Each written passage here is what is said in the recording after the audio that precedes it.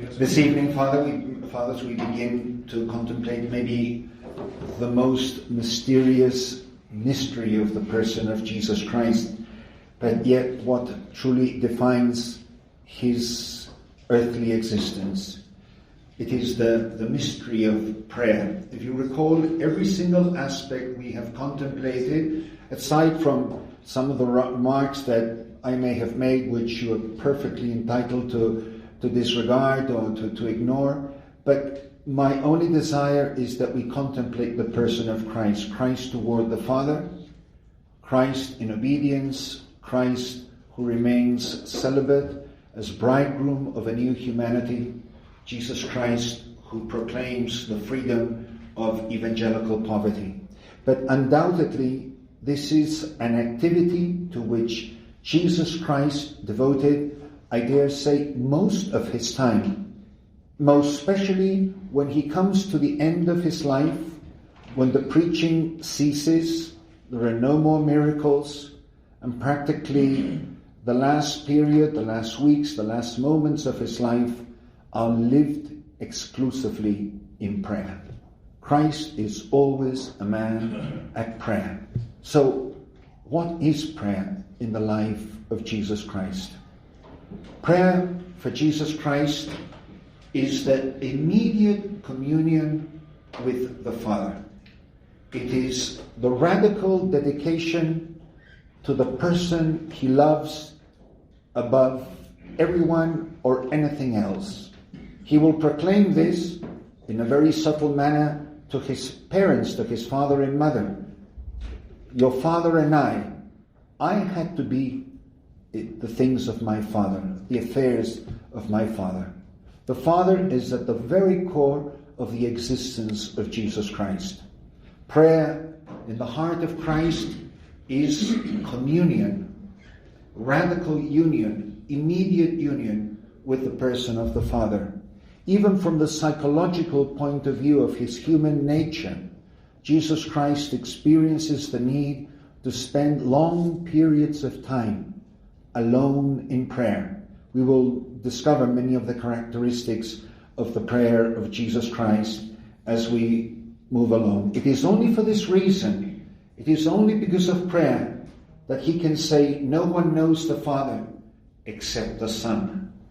There are things that we only learn in prayer.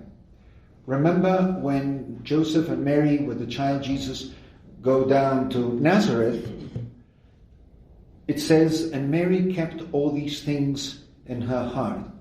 Well, why did she keep them in her heart? Because when we understand things, we don't keep them in our hearts, we keep them in our heads. A subject that we study, literature, mathematics, whatever. No, it's all in my head. The things we don't understand, we keep in our hearts. How many things we keep in our hearts that we don't keep in our heads? They did not understand. The prayer of Christ is pure mystery. What he communicates to the Father, what he receives from the Father, what is given, what is received. Who would not want to know what happened? And the evangelists cannot say anything. They cannot give us any account of what happens in the prayer of Christ.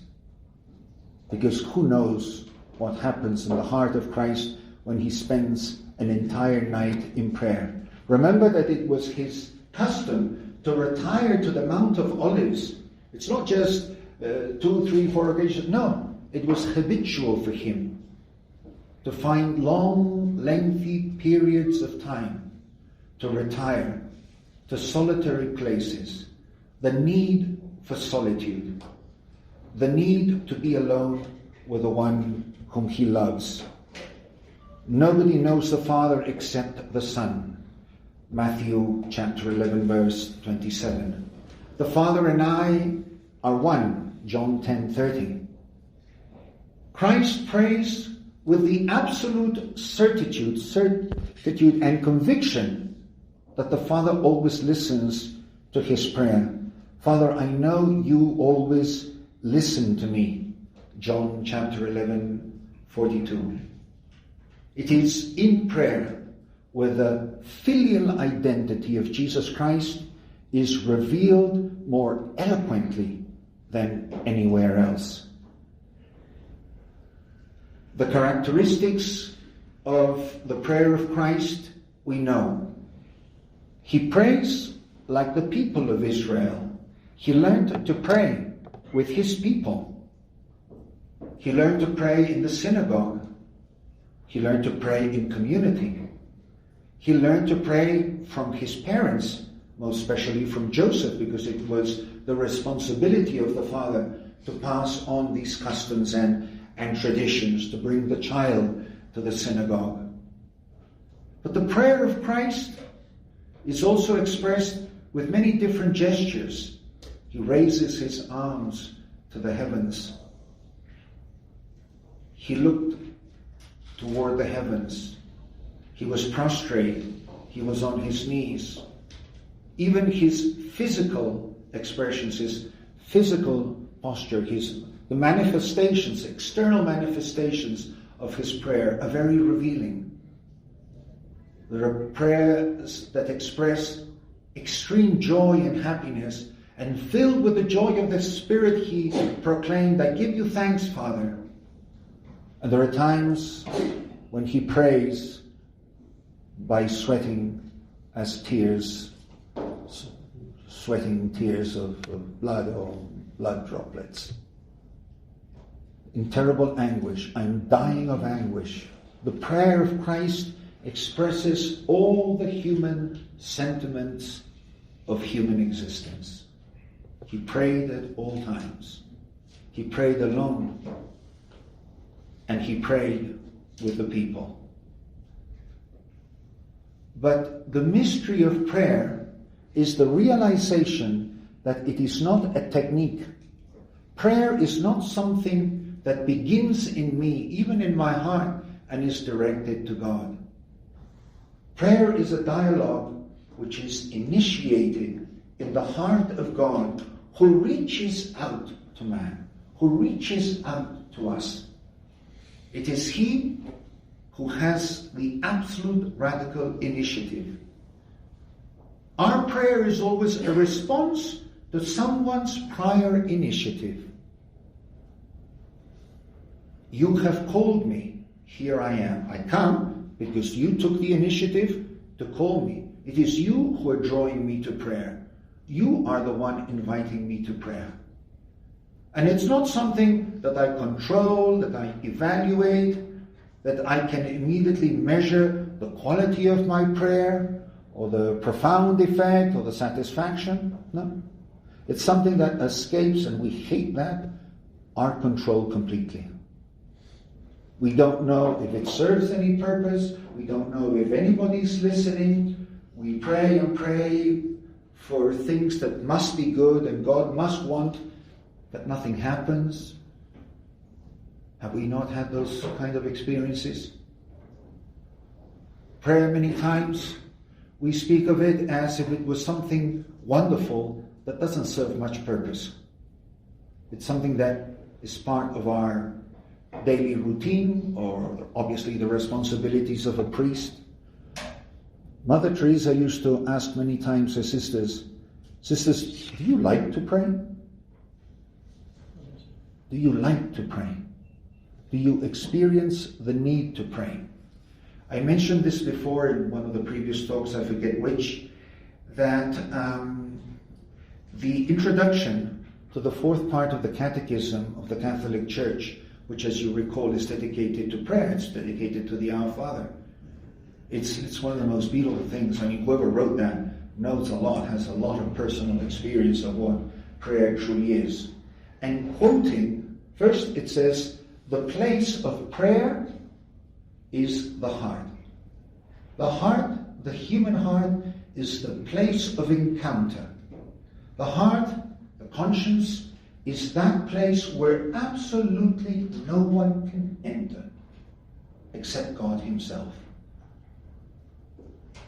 The problem is that God is many times there in my heart, waiting for me, but I don't come. I might say prayers. I might fulfill my prayers as if it were an external duty. But to say prayers and to truly pray, you and I know very well, is not the same thing.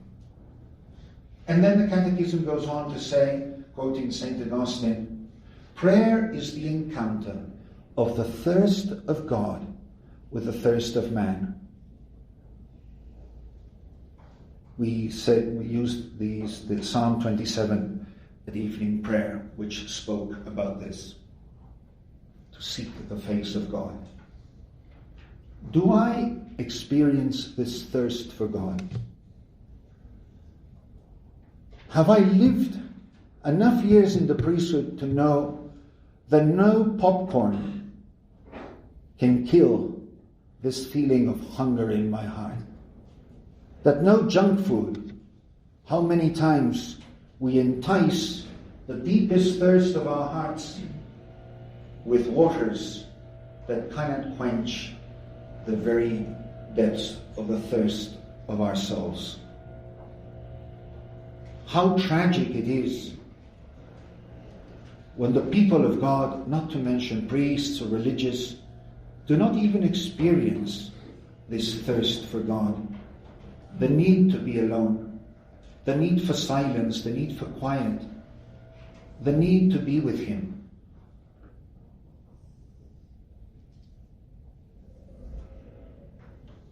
It is very revealing because a priest has to pray in many different circumstances.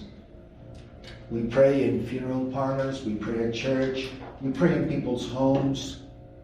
But is there a place, is there a time, is there a moment in which I am alone in prayer with Him, where nobody knows where Father is? And forgive me for asking punchy questions, but I think by now you are seasoned. How often do your parishioners see you pray?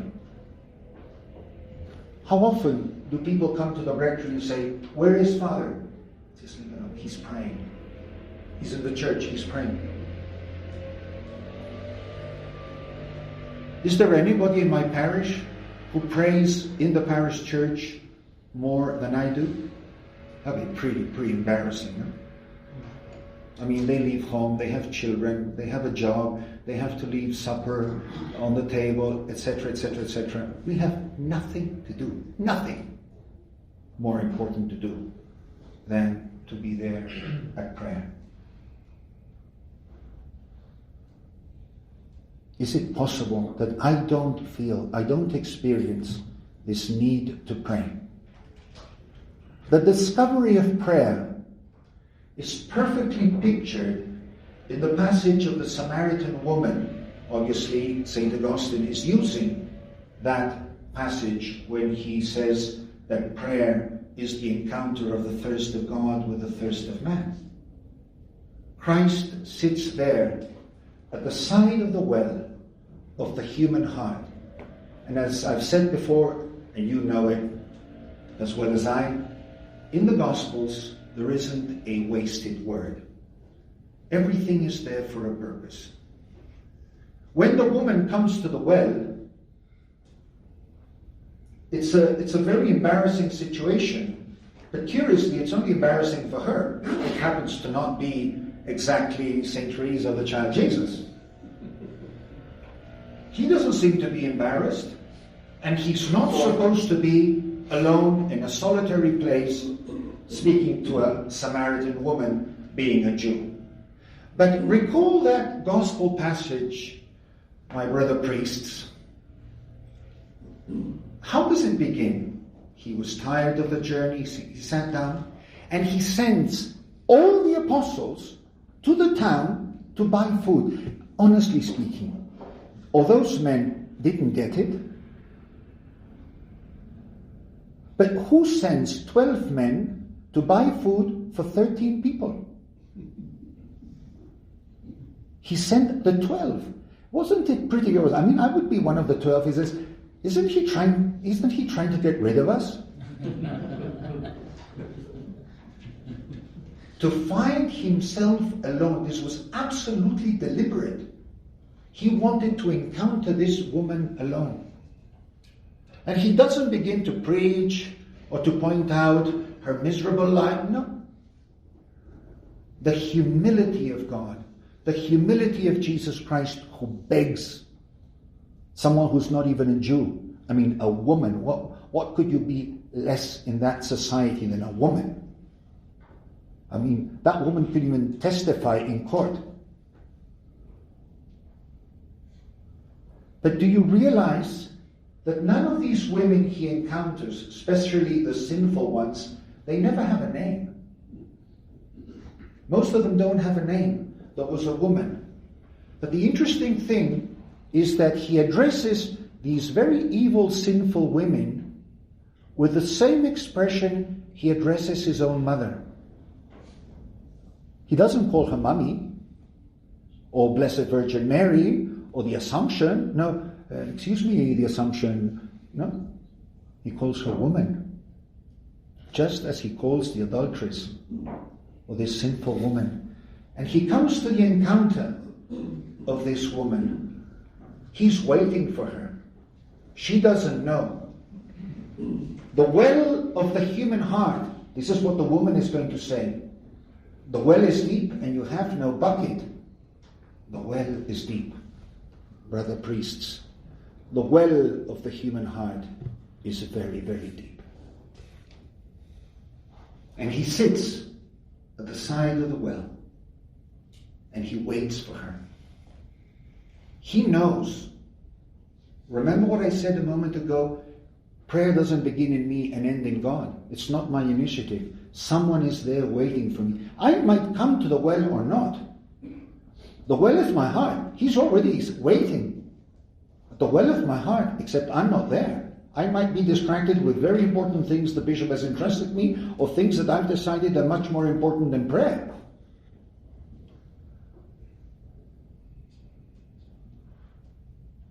And he says to her, "Woman, give me to drink." That is, brother priests, where prayer begins. It's as if Christ would on bended knee, beg me, not for my water, but for my thirst. Jesus Christ thirsts that we might thirst for him. My soul is thirsting for you. You might not pray. You might not spend too much time in prayer. But all I'm asking you is, do you thirst? I was having this parallel conversation to what I'm just saying with some of you. You're saying, oh, you're in the missions, how heroic, blah, blah, blah. I said, heroic? Heroic is being in Salt Lake City trying to feed people who are not hungry.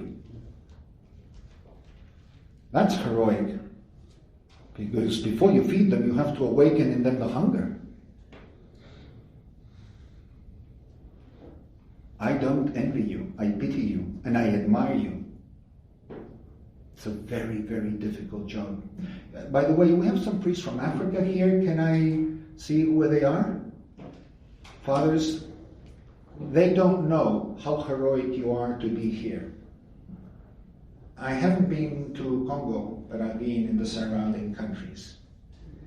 You would pay money to go to a Sunday Mass where these men, I don't even know where you were serving, fathers, but these people should see what a Mass in your country is like. They will never come back to the United States. You cannot fit the people in the church. The joy and the happiness, the respect, the reverence. Am I right, Father? Yes. They don't pray. They sing the Mass and they dance the Mass. I have actually here in my room plenty of videos of my Masses there in Africa. It's the most beautiful, moving experience that you contemplate. Oh, I'm also with you.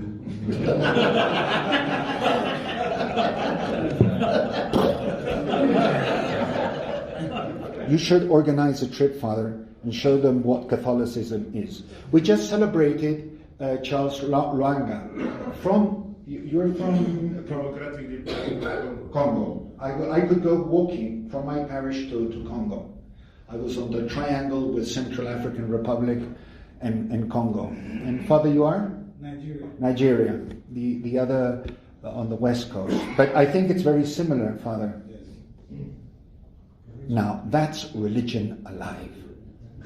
When you had the Stations of the Cross and people were walking by the hundreds, barefooted, walking on the cobblestone or walking through the jungle, how they would kneel on those stones. I was the only one, to my embarrassment, who had to wear shoes.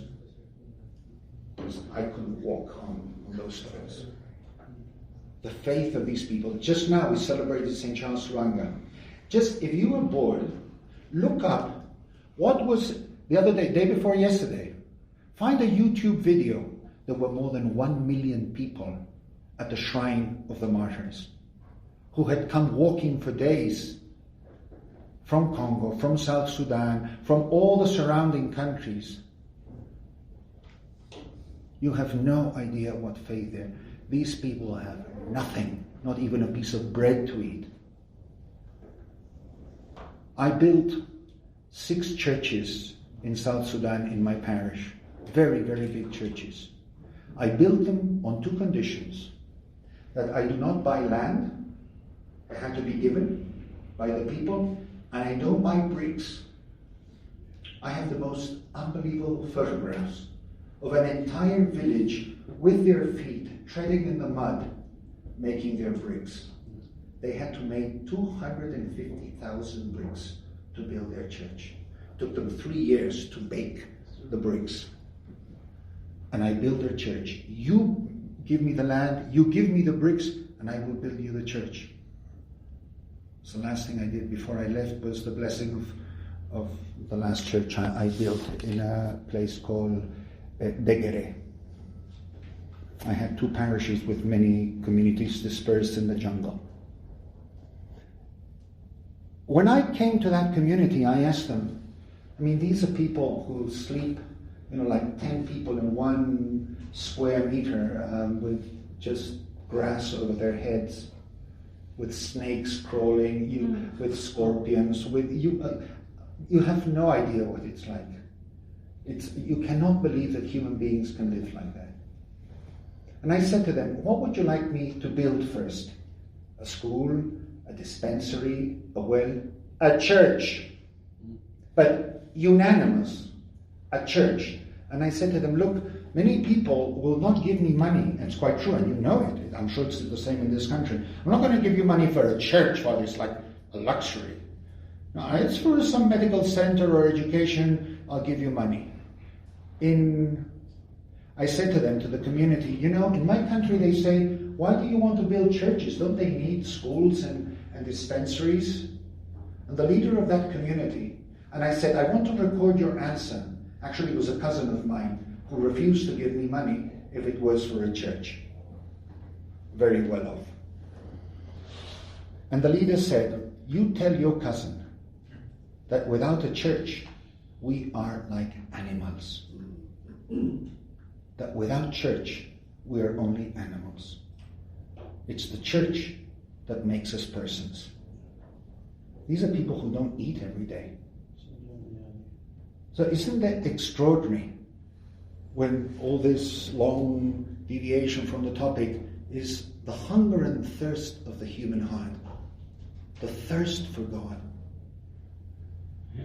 Have I experienced this thirst for God? Was there a time in my life in which my heart truly was thirsting for God? And what happened to me? What happened to me? Do I love to pray?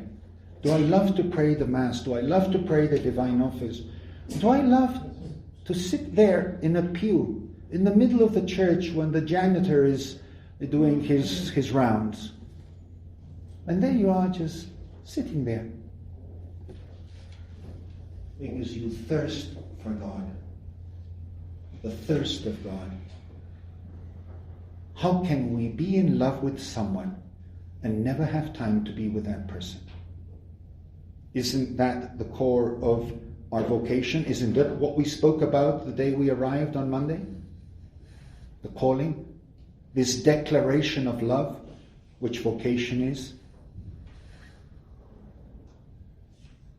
So I believe that a retreat is a magnificent opportunity for the realization that I am that Samaritan woman who has betrayed Christ with 4 different husbands, which can symbolize many of the things that I have done, the places, the hopes, the ambitions that have distracted my heart, that I've wedded my heart with things that could never satisfy the thirst of my soul. That you have had 4 husbands, and this one, you're not married. Every sin in the heart of a priest is always adultery. It doesn't have to do with the 6th commandment, because it is infidelity to the bridegroom. That I be faithful to you, that my heart belong to you, that I don't want to drink any more dirty, salty water, that the more I drink, the more I thirst. Waters, I think the prophets speak of this, that cannot quench the thirst of the human heart. How do you ask me? Oh woman, if you knew who was asking you, you would ask him, and he would give you living water, and you would never have to come back to this well ever again. When we discover Christ as the living water to the thirst of our hearts, we will never go back to those empty cisterns that cannot quench the thirst that we have so many times, so foolishly tried to satisfy, and it only lasted for a fleeting moment, and it left such a bitter taste in our mouths.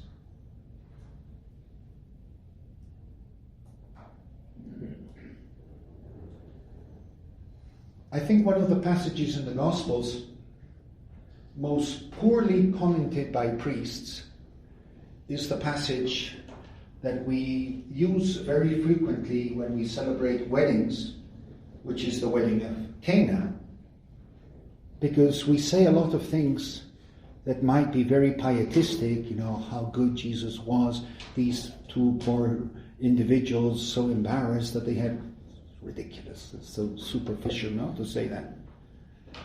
But one would wonder, honestly speaking, why would St. John waste so many verses of the first sign? As you recall, St. John doesn't speak of miracles, but messianic signs, his 7 messianic signs.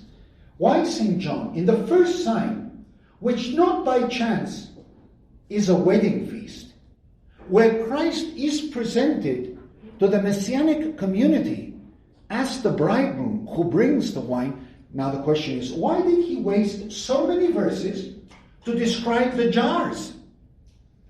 I mean, I don't know if you realize, but the very center of that entire wedding feast is the description of the jars. I mean, we know practically everything about those jars. We know more about the jars than we know about St. Joseph. We know the number. How many? 6. How many? 6. Why 6? It was just by chance that they were 6. What is the number of perfection in the Bible? 7. So, what is 6? Imperfection. And what were they made of? No. They were made of stone. And were they full or empty? No, he said fill them. They were empty. Empty, made of stone, 6. And they were there for Jewish rituals. No. I mean, to describe a jar with so much detail must be pretty important. It is the X-ray of the heart of the people of Israel. The old covenant is coming to an end. The jars, remember the hearts of stone and the heart of flesh in the prophets? He is coming to change the heart of stone of this people. This covenant cannot quench the thirst of the human heart. This old covenant has come to an end. That's why he says to his mother, you and I, because they are already in the new covenant. But it's interesting that it says, and this is the conclusion of that paragraph, that they went down with him to Capernaum. Which means that from that wedding feast, the new bride had been established. The new messianic community.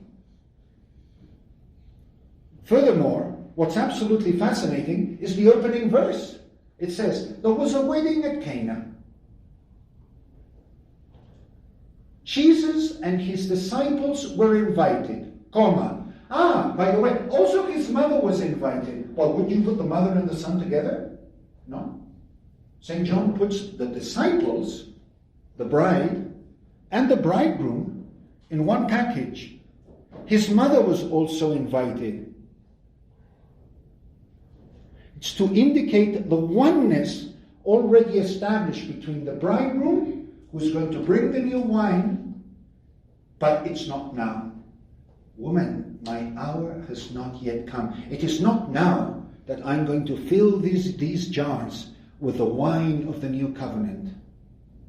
It will be later in my life. Have I experienced the stone jar of my heart? Have I experienced the emptiness? Have I experienced the desperate need that I have to cry out to him with loud cries, I thirst for you. These are the words with which Jesus will die on the cross. But there is an extraordinary parallel between the words of Jesus in chapter 19 of St. John, when he cries out, I thirst, or when he says to the Samaritan woman, give me to drink. I thirst. I thirst for you. I thirst that you might thirst for me. You might struggle, and I might struggle, constantly with sin. Why do we struggle so much with sin? Why do we always look for answers and we attack the symptoms of the problem when my tragedy is not that I have given into this or that temptation, whatever it be. The tragedy is not that. That is a consequence of the tragedy. The tragedy is the emptiness of my heart. The tragedy is I don't thirst for Jesus Christ, because the day I would allow him to give me to drink, you would never, he says to the woman, you would never come back to this well. All those false wells that have betrayed us so many times. All those waters, filthy waters, that have only increased the sense of emptiness and of misery and of dissatisfaction. And then, of course, we will find whatever it is. I remember I was once in India, in the jungles of India, in West Bengal, very close to the border with Bangladesh. And I remember that I thought I was going to die of thirst. I was going to faint. The heat was unbearable. We were walking and walking and walking and sweating and sweating. And we were walking next to a river. And to a point that I couldn't take it any longer. And I literally threw myself into the river and started drinking the water of the river. Well, you can imagine that was at the end of the trip, thank God. When I came back to Spain, I had parasites in my stomach. I had absolutely every tropical disease that you could possibly name. I was sent back home. I almost died because I drank dirty water. Well, it's a metaphor. But you and I know what dirty water is, empty water. Things that don't quench the thirst of the human heart. And how important this is. And if from this retreat, we all experience, I'm preaching to myself, I am reminded of the many times I have given into this. If from a retreat, the desire to pray, one of the great difficulties that we have is precisely that we don't know how to pray. When we should be masters, when we should be teachers of prayer. Remember, I've quoted before St. John of Avila, this diocesan priest of the 16th century. In the Office of Readings in Spanish on May 10th, there is a very beautiful letter written by him when he speaks of priests, and he says two things about prayer which I find extraordinary. He says, el sacerdote es el hombre que tiene experiencia de que Dios escucha sus oraciones. The priest is the man who has the experience that God listens to his prayers. And then he says, el sacerdote, look at my mouth, es el hombre que sabe, playing with words, es el hombre que sabe a lo que sabe Dios. Is the man who has the taste of God. Doesn't it say in the Psalms, taste and see? Have I tasted the goodness of the Lord in my life? I've mentioned this before, but I think it's so appropriate at this very moment. Where does prayer begin? It begins like poverty and consecrated virginity and everything else. It begins with humility. With the humility of coming to sit in the chapel. If you have a chapel in the rectory, many rectories in this country have chapels. Many times, regretfully, is Jesus abandoned in the tabernacle, but he is there. Not that he's visited sometimes very frequently. But the tabernacle of your church, it can't be too far from the rectory. And you sit there and say, Lord, teach me to pray. Luke chapter 11, verse 1. The apostles had lost sight of Jesus. They couldn't find him. And they searched and searched and searched until they found him. It was sunrise. I mean, you've lost Jesus and you've searched for him the whole night. I mean, you would jump on him. But the gospel says something very beautiful. When they found him, I don't know what they saw. The gospel doesn't describe. But they must have been so in awe. They must have been so in awe that they did not interrupt him. And how do you know that? Well, very simply, it says, when he finished praying. In other words, until he finished praying, they did not address him. What did they see? What was this man doing atop of the mountain?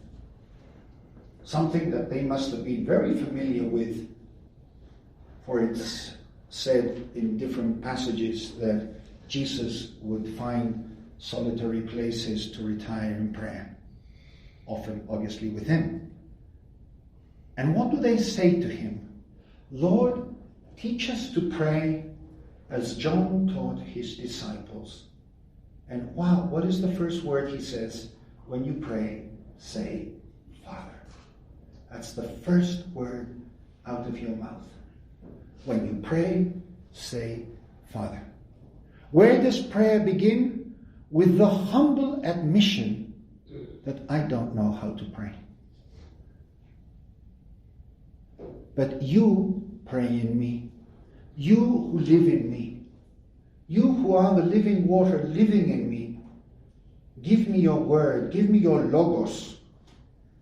It's as if the Father only listens to the voice of his Son. He's not listening to what everybody knows. He only listens to the prayer of one person, and that is his Son, praying in you, praying in me. Christ living in me, with me, from my heart, who gives glory to the Father. Christ, I don't know how to pray, Lord, but you pray in me. Teach me to pray.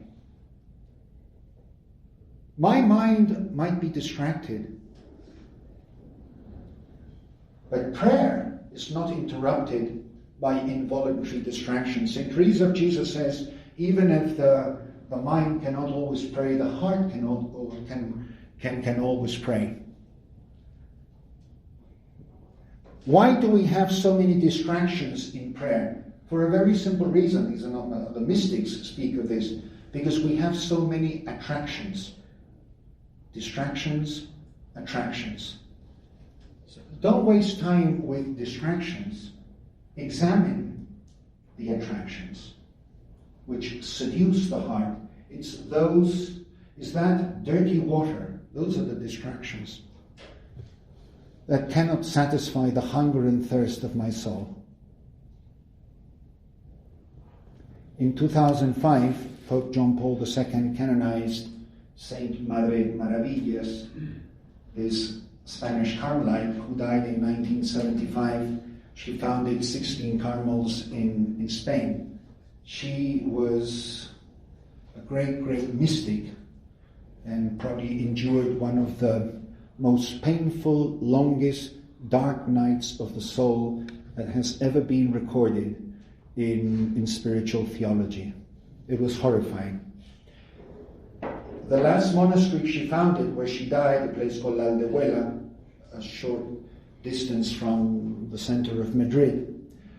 I've visited many times. That's where she's buried, in the sanctuary of the little Carmelite monastery.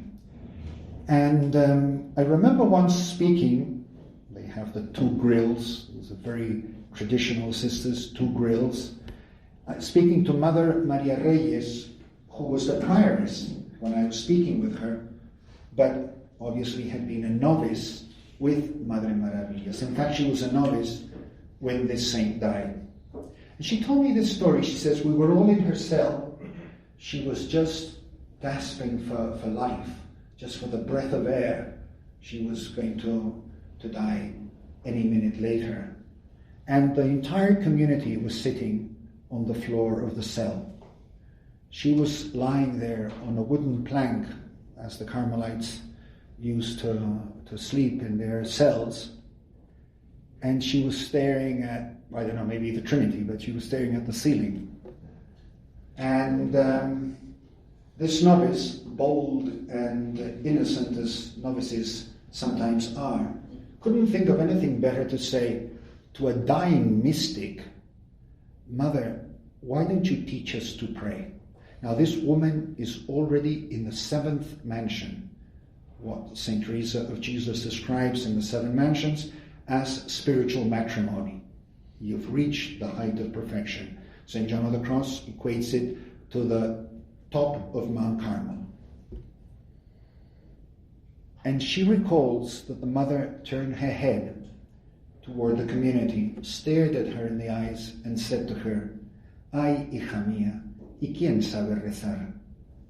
Oh, my daughter, who knows how to pray? This is at the heights of the mystical life. Where does prayer begin? With a very humble, simple cry from the heart. Teach me to pray. Like a child that doesn't know how to speak, that mumbles words that only a mother, sometimes mothers with a lot of imagination, understand. You know, sometimes you visit a family and the baby says blah, blah, blah, blah, blah, blah, blah, and the mother immediately interprets. They're like Google translators. What the child is saying,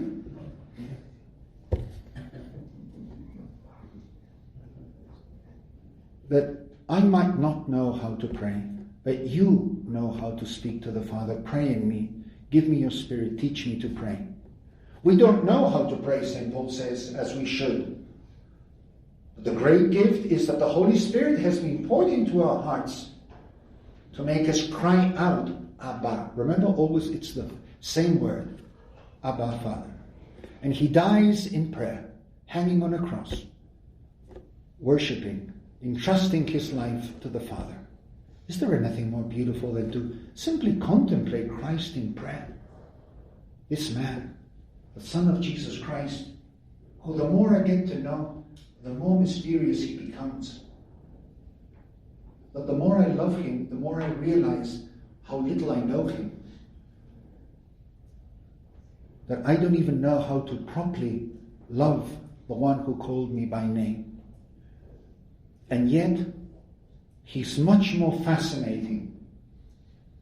I am in awe to the person of Jesus Christ, and it is there, that sense of admiration, being overwhelmed by the goodness and the greatness and the majesty of his love. Do I really believe these things? Have I experienced this in my own life? Do I experience this need to pray? Do I find times to find quiet places, just to be alone, to take a day? I assure you the Catholic Church is not going to disintegrate just because we take a day off and go some quiet place to pray. But go away from the parish, go away from your duties, go away from your rectories. It's one of the primary responsibilities of a bishop is to protect the prayer life of his priests. That when you send a priest to a parish, do you question, will he be able to pray? Is the amount of work I have given this man going to interrupt his prayer life? What is the brief, short response in the Common of Pastors in English? Does anybody remember of the second Vespers?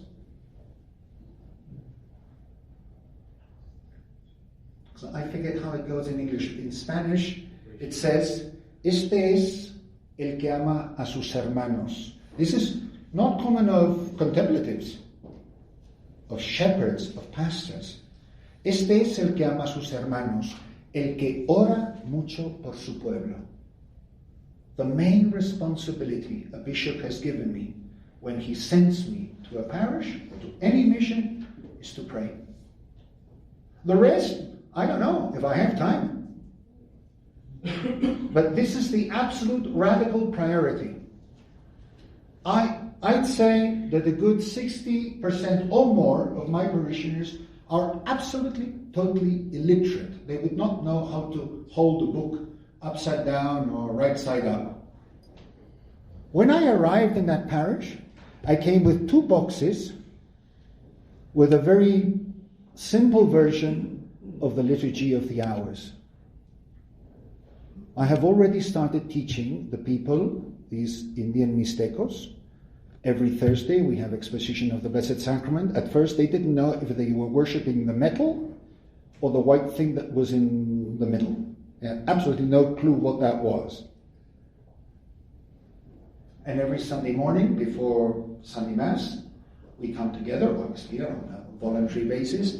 The children, who are the ones who've been to school, are the ones who now know where to find laudes and vísperas, and they tell all the elderly, no, I know la otra. It's very beautiful.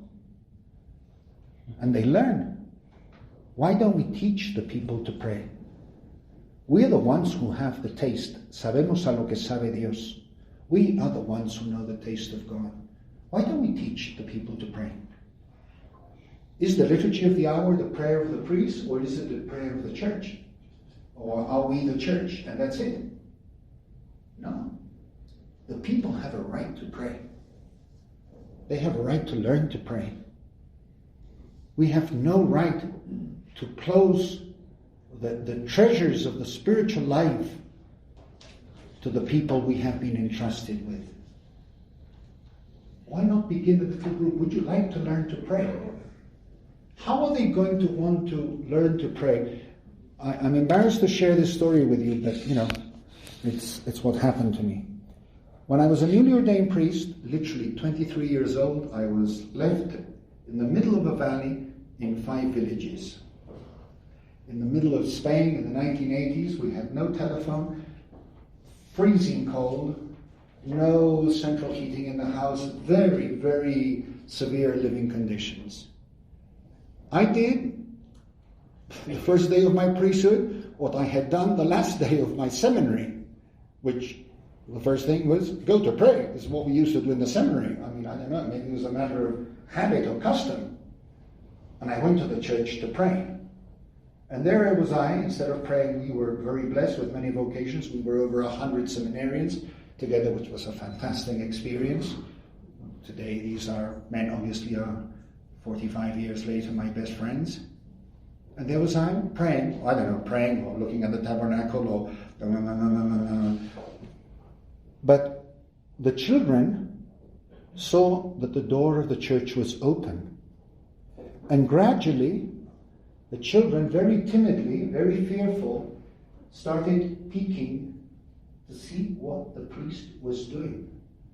And they were like little rabbits. They became more and more bold and came closer and closer and closer until one sat next to me and looked at me and says, ¿Qué hace?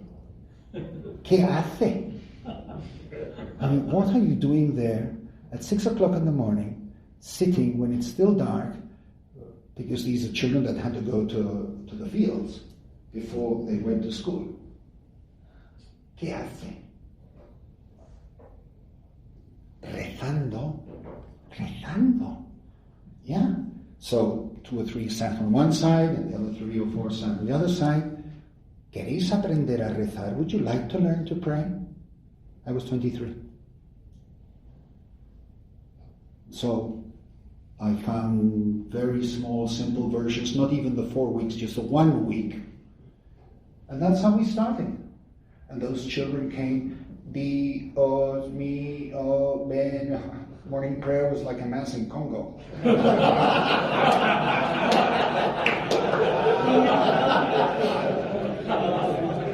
By the time I gave the blessing, it was, I think you're going to be late for school.